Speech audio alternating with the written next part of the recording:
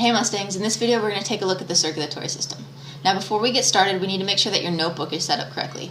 Now in class we left off on about page 157, so what I'm going to need you to do is number from 157 all the way to page 172. So go ahead, pause the video right now and get those pages numbered. Alright, now we're going to start on page 170.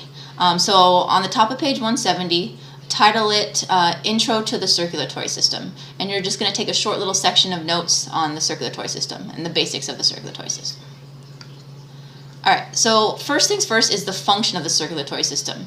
Now in class we talked about the fact that we're made up of trillions of cells, and each cell has its own special job. So there's different types of cells doing certain things. And when we go through the levels of organizations, we see that cells that have special jobs come together to make tissues, tissues come together to make specific organs, organs work with other organs to make organ systems. So that's where we are with the level of organization right now. We're looking at organ systems. So with the circulatory system, it has its own special job that it does. And each of the other body systems will have their own special jobs. So respiratory system has its own job, digestive system does another thing to keep the body going. So each one does its own thing.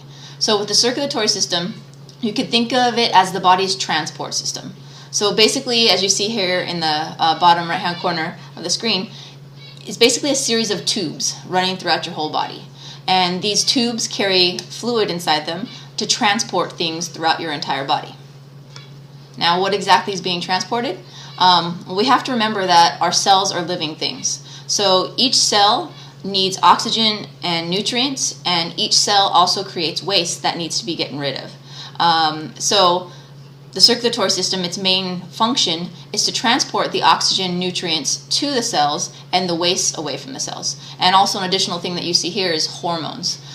So hormones are used as a means of communication between cells within the body.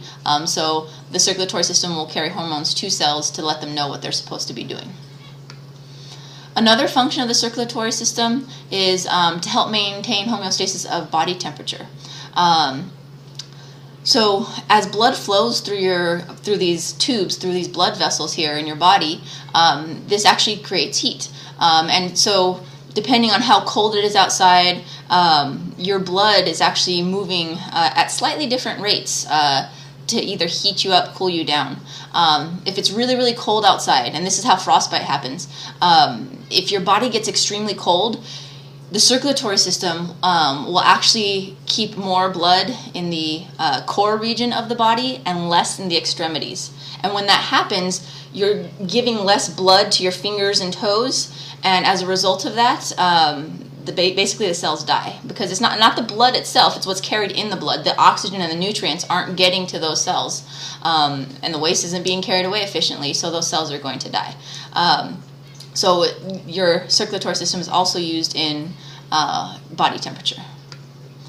Alright, so for the circulatory system, usually when people think of the circulatory system, they think of the blood vessels, the heart, but the circulatory system can actually be divided into two parts. The one that a lot of people don't really talk about is the lymphatic system. So let's go ahead and first this circulatory system, the cardiovascular, my bad. Alright, so the circulatory system, the first part is the cardiovascular system. And as part of the cardiovascular system, this includes blood vessels, and the heart. So that's usually what people think of when they think of the circulatory system. The second part of the circulatory system is the lymphatic system.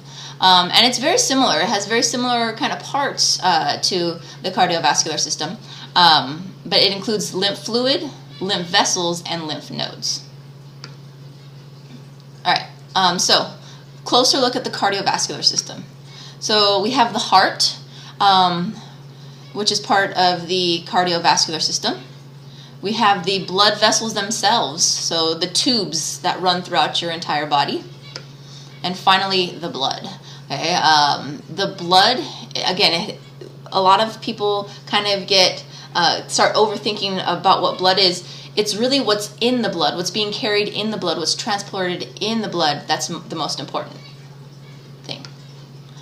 Alright, so last thing we're going to talk about here in these intro notes will be the heart. So when we take a look at the heart, it's basically a pump. and it's designed to squeeze and pump blood through your body. So it keeps the blood flowing through the body, so it doesn't get stagnant, it doesn't stay still. Makes sure that oxygen, nutrients keep going to the cells and the waste keeps getting taken away from the cells. So the basic way to think of the heart is simply it's a pump. Okay?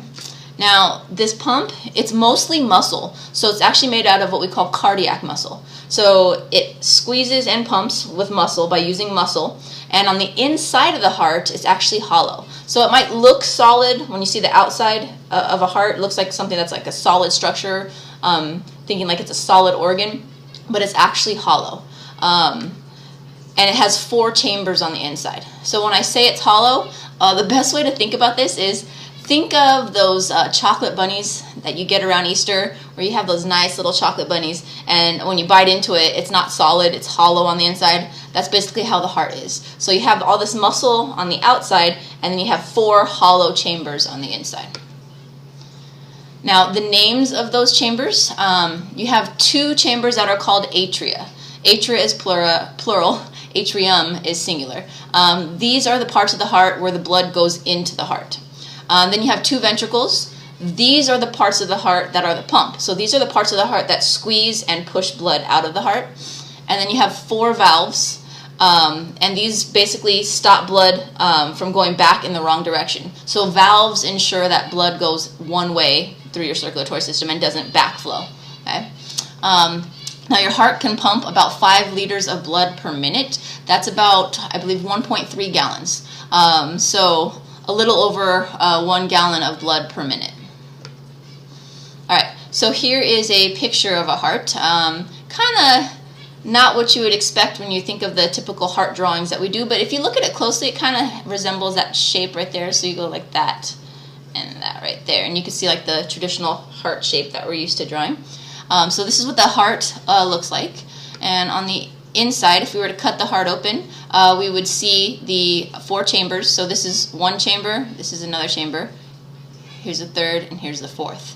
Now the 2 on top, these are the atriums right here. This is where blood comes into the heart. And the bottom down here, these V-shaped ones, the good way to remember these are the ventricles. So the V-shaped ones are the ventricles. Those are the pumps that pump blood out to the body. Okay? So basically, the reason why you have one side of the heart here and then the other side of the heart here is because this is the side that receives blood from the body that's oxygen poor, where it's mostly has a lot of carbon dioxide in it, very little oxygen. So blood comes back from the body into this atrium here. It gets pumped into this ventricle here, and this valve makes sure it only goes that way and it can't backflow. So this is a valve right here. Okay, it's the valve right here. Then the ventricle pumps the blood out, and this actually goes to the lungs. So the blood goes to the lungs, picks up oxygen, and then comes back to the lungs into this part of the heart. On this side of the heart here, this is the atrium here as well. The blood goes through this valve here. This ventricle then pumps the oxygen-rich blood out to the body. And then it'll go out through the body, come back, oxygen pour here. Okay, so that's basically the way it works. Real quickly, so we're going to label these, but of course I don't want you to draw this complex drawing here. So what we'll do is we'll draw the traditional heart. So over here on the side, just draw a heart like this. Okay, and we'll divide it into the 4 chambers. So there's 1, 2, 3, 4. Okay, so this right here, this is the right atrium. Oops, I spelled it wrong. Let me do that again.